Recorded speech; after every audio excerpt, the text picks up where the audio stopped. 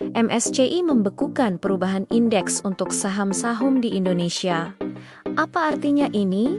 Dan kenapa dampaknya bisa sangat serius? Ketemu lagi di video Alpha Evolution yang didukung oleh Alpha Trade Academy. Keputusan MSCI ini bukan sekadar penundaan biasa. Ini adalah sinyal merah yang punya dampak sistemik. Pertama, ini menyumbat aliran dana asing pasif. Bayangkan, dana kelolaan raksasa dunia seperti BlackRock atau Vanguard yang mengikuti indeks MSCI secara otomatis tidak akan membeli saham baru dari Indonesia. Potensi inflow triliunan rupiah resmi terhenti sementara. Saham yang tadinya diprediksi masuk indeks jadi batal. Kedua, muncul ketidakpastian hingga bulan Mei nanti. Investor institusi paling benci yang namanya ketidakpastian. Selama masalah transparansi data kepemilikan saham yang jadi alasan utama MSCI ini belum beres, pasar kita akan kalah saing dibanding negara lain seperti India atau Vietnam. Ini seperti kita sedang dikarantina.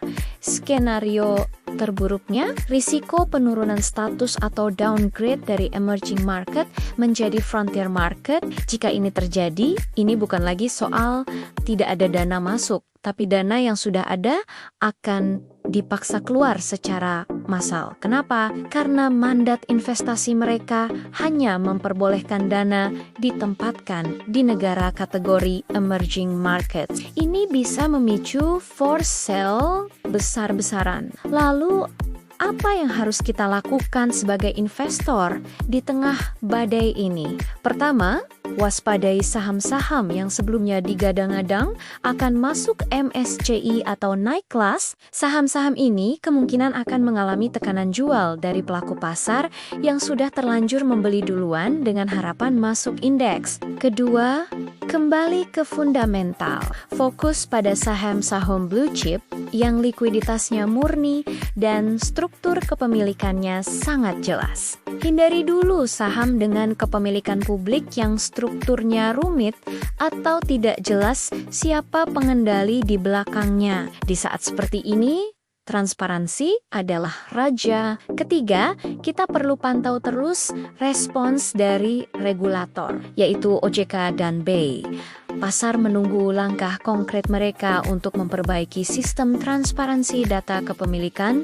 Kalau responsnya dianggap lambat, pelemahan IHSG bisa jadi berlanjut. Jadi kesimpulannya, pengumuman dari MSCI ini benar-benar merusak sentimen positif yang sudah terbangun. Pasar modal kita seolah sedang diisolasi jika tidak ada perbaikan signifikan soal transparansi data sebelum review berikutnya di bulan Mei. Bobot Indonesia di indeks MSCI bisa terus tergerus. Ujung-ujungnya ini bisa memicu keluarnya dana asing lebih besar lagi dan menekan nilai tukar rupiah. Ini adalah momen krusial bagi pasar modal Indonesia. Semoga regulator kita bisa bergerak cepat dan tepat untuk mengembalikan kepercayaan investor global. Tetap waspada dan cermat dalam berinvestasi. Ya, terima kasih sudah menonton. Jangan lupa subscribe untuk update selanjutnya. Yuk, join Alpha Trade Academy. Kita akan belajar analisa teknikal dan money flow lebih mendalam. Linknya ada di bio ya. Yuk, cek bio-nya sekarang juga. Tetap semangat, semua yang besar berawal dari yang kecil. Sampai jumpa di video selanjutnya.